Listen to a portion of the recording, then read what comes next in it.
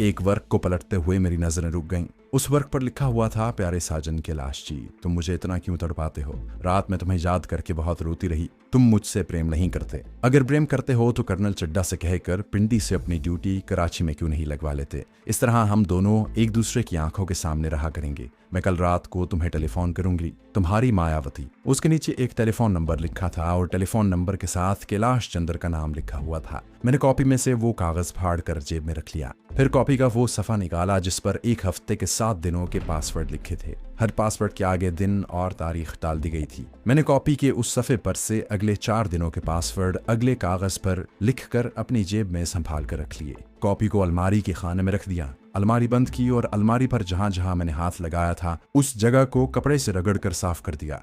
इसी तरह मैंने शीशे के अपने ग्लास और अपने चम्मच और प्लेट के किनारों को भी कपड़े से रगड़कर साफ कर दिया। टेबल लैंप बुझा दिया। दरवाजे की कुंडी उतार कर दरवाजे को जरा सा खोल कर बाहर देखा। राहदारी खाली थी। मैं खामोशी से बाहर निकला। राहदारी में से सर झुकाए गुजर गया। होटल का जीना उतरकर इसी तरह खामोशी से होटल के गेट से गुजर कर सड़क पर आ गया, जहां 3-4 खाली टैक्सियां खड़ी थीं। एक टैक्सी पकड़ी और उसे एयरपोर्ट चलने को कहा। टैक्सी चल पड़ी। जो काम मुझे करना था वो खुश उसलूबी से हो गया था। एयरपोर्ट पर कुछ इंतजार करना पड़ा। उसके बाद रात 12 बजे वाली फ्लाइट पकड़ी और इस्लामाबाद पहुंच गया, जहां अब मुझे एक और भारतीय जासूस या तखरीबकार कैलाश चंद्र से निमटना था। मायावती ने डायरी में उसका यही नाम लिखा था। डायरी का ये वर्क मैंने फाड़ कर अपने पास रखिया। उस पर कैलाश चंद्र का टेलीफोन नंबर भी लिखा हुआ था। मेरे पास इन भारतीय तखरीबकारों के टोले के 7 दिन के 7 पासवर्ड मौजूद थे जो मैंने मायावती की डायरी से नोट किए थे, और पासवर्ड से मुझे बड़ी आसानी से कैलाश चंद्र का एतमाद हासिल हो सकता था,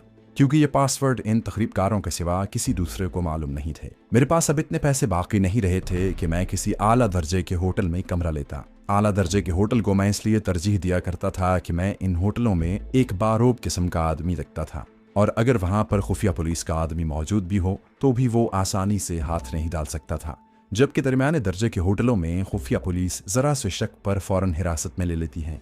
एयरपोर्ट से मैंने टैक्सी पकड़ी और रावलपिंडी सदर में आ गया। सदर में एक अंग्रेजों के जमाने का होटल हुआ करता था। इस होटल में जदीद होटलों वाली सहूलतें तो नहीं थी, मगर पुराने होटलों वाला एक खास किस्म का मिजाज और फजा जरूर कायम थी। आमतौर पर जहां अंग्रेजों के जमाने के रिटायर्ड CSP ऑफिसर और जागीरदार किस्म के वजादार लोग आकर ठहरते थे, इस होटल के अक्सर कमरे खाली रहते थे। ये होटल उस जमाने में अपनी जिंदगी के आखिरी दिन गुजार रहा था। अब ये होटल बाकी नहीं है। उसकी जगह एक शॉपिंग प्लाजा बन चुका है। 200 रुपए में 24 घंटे के लिए वहां कमरा मिल जाता था। मैंने इस होटल में आकर एक कमरा लिया और सो गया। दूसरे रोज काफी दिन निकल आया था जब मेरी आंख खुली। कमरे में ही मंगवा कर नाश्ता किया, फिर कैलाश चंद्र का टेलीफोन नंबर निकाल कर सामने रख लिया और टेलीफोन करने से पहले सोचने लगा कि इस भारतीय तखरीबकार को यहाँ से फोन करना मुनासिब है या नहीं, क्योंकि इस बात का खदशा था कि होटल के एक्सचेंज वाले मेरी बातें सुन लें। मैंने होटल के कमरे से फोन करने का इरादा मुलतवी कर दिया। मैंने बाथरूम में जाकर आईने में अपनी सूरत देखी।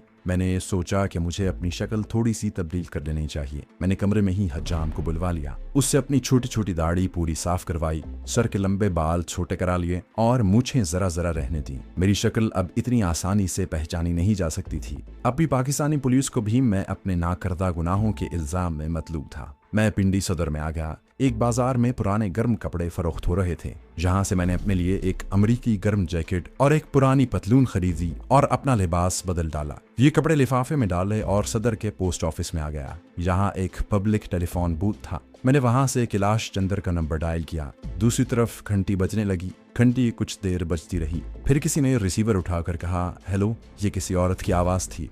मैं बराह रास्त कैलाश चंद्र का नाम नहीं लेना चाहता था, क्योंकि हो सकता है कि ये शख्स किसी मुसलमान के नाम से जहां रह रहा हो। मैंने औरत को नंबर बताया और पूछा, ये आप ही का नंबर है बेगम साहिबा? औरत ने कहा, हाँ जी, ये हमारा ही नंबर है, मगर घर पर इस वक्त कोई नहीं है। ये नौकरानी मालूम होती थी। उसने मेरा मसला हल कर दिया था। मैंने पूछा, साहब किस वक्त आएंगे? मैं उनका भाई बोल रहा हूँ। औरत बोली, अच्छा जी, साहब अपने दफ्तर गए हुए हैं, वहां फोन कर लें। मैंने उसे फोन नंबर पूछा तो उसने मुझे फोन नंबर भी कहीं से देखकर बता दिया। मैंने उससे उस शख्स के दफ्तर का एड्रेस भी लिखवा लिया और फोन बंद कर दिया। ये दफ्तर सदर में ही एक जगह पर वाक़ था। मैं पूछता पूछता उस सड़क पर पहुंच गया जहां कैलाश चंद्र का दफ्तर था। मुझे यकीन था कि इस नंबर पर बात करने वाली घर की नौकरानी ने अपने जिस साहब का जिक्र किया है वो कैलाश चंद्र ही है। मुझे उसके सामने जाने के बाद सबसे पहले इस अमर की तस्दीक करनी थी कि क्या ये कैलाश चंद्र ही है। ये काम बेहद मुश्किल था, मगर उस रोज का पासवर्ड मेरी मुश्किल को आसान बना सकता था।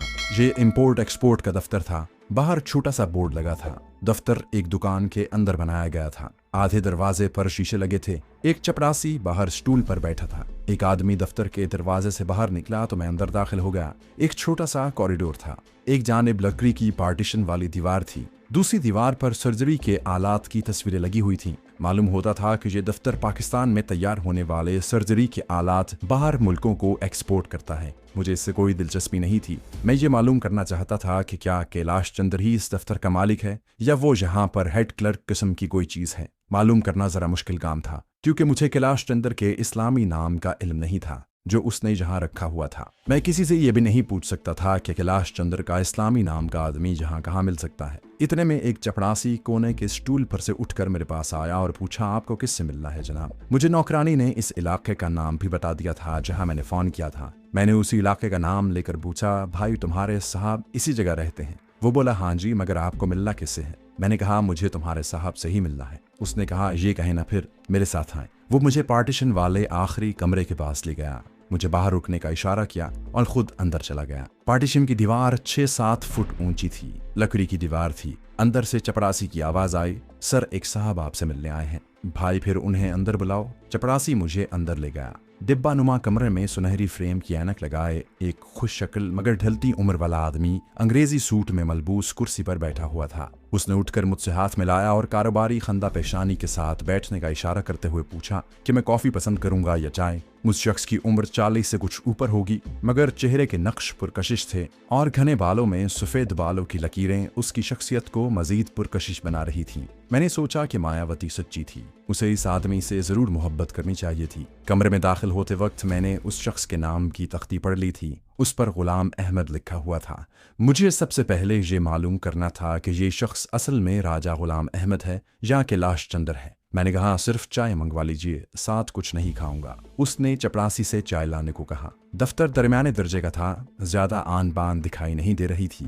उसने अपने सामने खुली हुई फाइल बंद करते हुए मुझे सिगरेट पेश किया। मैंने शुक्रिया कहते हुए सिगरेट ले लिया। एक सिगरेट उसने ले लिया। लाइटर से पहले मेरा सिगरेट सुलगाया, फिर अपना सिगरेट सुलगाने के बाद पूछा, फरमाइए आपकी क्या खिदमत कर सकते हैं? अपने स्वभाव और उर्दू के अल्फाज जो उसने बोले थे उससे वो किसी तरफ से भी हिंदू नहीं लग रहा था। एक लम्हे के लिए मुझे शुबा हुआ कि शायद मैं किसी गलत आदमी के पास आ गया हूँ। मैंने यूं ही कह दिया, बात यह है जनाब कि मैंने शारजा में अपना एक छोटा सा दफ्तर बनाया है। मैं वहाँ सियालकोट के आलात सर्जरी और सिल्वरवेयर इंपोर्ट करना चाहता हूँ। मेरा काम ज्यादा बड़ा नहीं है, इसलिए मैं खुद मार्केट का जायजा लेने शारजा से आया हूँ और इस सिलसिले में आपका ताउन चाहता।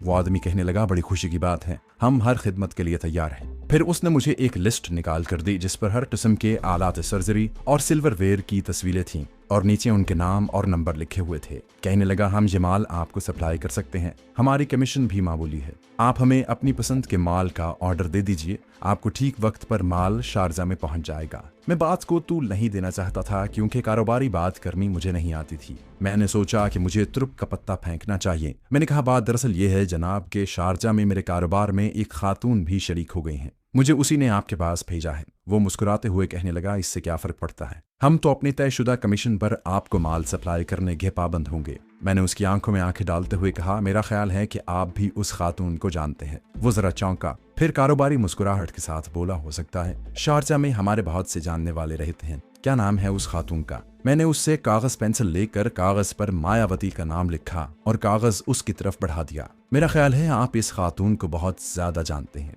मेरी नजरें उसके चेहरे पर जमी हुई थीं। मायावती का नाम पढ़ते ही एक सेकंड के लिए उसके चेहरे की मुस्कुराहट गायब हो गई, फिर फौरन ही मुस्कुराहट वापस आ गई। उसने कागज का पुर्जा मेरी तरफ बढ़ाते हुए नफी में सर हिलाया और कहा, आई एम वेरी सॉरी, मैं इस नाम की किसी खातून को नहीं जानता, आपको गलत फहमी हुई है। मैंने तुरुप का दूसरा पत्ता फेंका। जेब से मायावती की डायरी से फाड़ा हुआ वो कागज उसके सामने रख दिया जिस पर उसने अपने हाथ से कैलाश चंद्र को मोहब्बत भरा खत लिखा था। उस शख्स ने कागज को गौर से देखा, उसे पढ़ा, मगर फिर भी मुझे हाथ न पकड़ाया। नफी से सर हिलाते हुए कहने लगा, जनाब ये आप मुझे क्या पढ़ा रहे हैं? मेरा इससे कोई ताल्लुक नहीं है। आप गलत जगह पर आ गए हैं। अब पासवर्ड का ऐलान जरूरी था। मैंने डायरी वाला कागज उठाकर जेब में रखा और सिगरेट का कश लगाते हुए पासवर्ड का पहला जुमला बोला। मैंने कृष्ण जी महाराज को गोपियों के साथ दास रचाते हुए देखा है। अब वो शख्स ठिठक सा गया, मगर फिर भी उसने जबान न खोली। आदमी बड़ा पक्का लगता था। मैंने एक और कदम बढ़ाया। मिस्टर कैलाश चंद्र, मैं अमृतसर सेंटर से आया हूँ। दोस्तों, आगे बढ़ने से पहले आपसे गुजारिश है कि अगर आपने अभी तक इस चैनल को सब्सक्राइब नहीं किया तो इसे सब्सक्राइब कीजिए और वीडियो पसंद आने की सूरत में इसे लाइक, शेयर और कमेंट करके हमें बताइए कि आपको हमारी वीडियो कैसी लगी। तो आइए कहानी की तरफ चलते हैं। मेरा नाम मोहनदास है। जब तक तुम आज के पासवर्ड का इससे अगला जुमला नहीं बोलोगे, मुझे कैसे यकीन आएगा कि तुम ही हमारे आदमी कैलाश चंद्र हो। उसने आहिस्ता से पासवर्ड का अगला जुमला बोल दिया। कृष्ण जी तो बंदराबन में होते हैं। मैंने पासवर्ड का तीसरा जुमला बोला। मैंने कृष्ण कन्हैया की फिल्म देखी थी। तब उसने मेरी तरफ झुककर धीमी आवाज में कहा, सर आप तो जानते ही हैं, हमें यहाँ पाकिस्तान में बड़ा मोहतात होकर रहना पड़ता है। मैंने कहा, मैं अभी कर्नल चड्डा से नहीं मिला। वो कहने लगा, सर आपको मायावती का ये खत कहाँ से मिला? मैंने कहा, बड़ी ट्रेजेडी हो गई है। मायावती को रात कत्ल कर दिया गया है। मैं कल कराची में उसके होटल में ही था। उस वक्त तक वो बिल्कुल ठीक ठाक थी। उसने मुझे तुम्हारे बारे में बताया था, क्योंकि मुझे यहाँ पाकिस्तान के दारुल हुकूमत में अपने किसी ऐसे आदमी की जरूरत थी जो ज्यादा होशियारी और अक्लमंदी से हमारे मिशन को आगे बढ़ा सके। यहाँ जो लोग पहले काम कर रहे हैं, अमृतसर सेंटर वाले और दिल्ली हेडक्वार्टर वाले, उनकी कारकर्दगी से मुतमईन नहीं है। मैं यही मिशन लेकर पाकिस्तान आया था। मायावती ने मुझे अपनी डायरी में से तुम्हारा फोन और नाम निकाल कर दिया था, तो मुझे ये मोहब्बत भरा खत लिखा हुआ नजर आ गया। मैंने आज का पासवर्ड भी मायावती से लिया और ये खत भी ले लिया ताकि तुमसे राब्ता कायम हो सके। मुझे रात की फ्लाइट से इस्लामाबाद आना था। मैं कराची से रवाना होने से पहले मायावती से मिलने उसके होटल में गया। उसका कमरा खुला था। अंदर गया तो मायावती की लाश पलंग पर पड़ी थी। मैं वहां से फौरन निकलकर सीधा एयरपोर्ट पर आ गया। कैलाश चंद्र मायावती की मौत पर उदास हो गया था। मैंने अपने लहजे को जरा सख्त बनाते हुए कहा, तुम लोग जो पाकिस्तान में काम कर रहे हो, एक दूसरे से इश्क मोहब्बत की पींगे बढ़ाने में लगे हो और भारत का पैसा जाया कर रहे हो। कैलाश चंद्र जल्दी से सीधा होकर बैठ गया और बोला, सर ऐसी बात नहीं है। मायावती खुद ही मुझसे मोहब्बत का इजहार करती थी। मैंने तो कभी उसको इनकरेज नहीं किया था। मैं अब बड़े रोब से बोलने लगा था। इसकी जरूरत भी थी। मैंने कहा, बहरहाल हमें तुम लोगों के बारे में अच्छी रिपोर्टें नहीं मिल रही। ये हमारे कराची के मर्चेंडानी की गफलत का नतीजा है कि मायावती को दुश्मनों ने कत्ल कर दिया। मैं मर्चेंडानी को भी यहाँ से वापस भिजवा दूंगा। मैंने कैलाश चंद्र को बिल्कुल न बताया कि उसकी लॉन्च में परसों धमाका हुआ था और वो उसमें हलाक हो गया है, क्योंकि मैंने अंदाजा लगा लिया था कि कैलाश चंद्र इससे बेखबर है। शायद पिंडी के अखबार में ये खबर नहीं छपी थी। वैसे भी इन तकरीबकारों का आपस में सिर्फ उस वक्त राब्ता होता था जब इन्हें कोई तकरीबी कार्रवाई करनी होती थी। उसके बाद वो एक दूसरे से बेखबर रहते थे। भारत की खुफिया एजेंसी भी उन्हें एक दूसरे के बारे में कुछ नहीं बताती थी। सिर्फ उनके चीफ के हाथ में उनकी टूर होती थी और वो इन लोगों की सारी कारगुजारियों से वाकिफ रहता था। कैलाश चंद्र बोला, सर मैं तो अपनी ड्यूटी पूरी जिम्मेदारी से अदा कर रहा हूँ। पिंडी और इस्लामाबाद की तमाम सरकारी और सियासी सरगर्मियों की पूरी रिपोर्ट बनाकर हेडक्वार्टर को वायरलेस पर खुफिया कोड में हर हफ्ते रवाना करता हूँ। अच्छा, तो ये दुश्मन जहाँ बैठा ये तकरीबी काम कर रहा था। मैंने दिल में सोचा। चपड़ासी चाय लेकर आ गया। हम दोनों खामोश हो गए।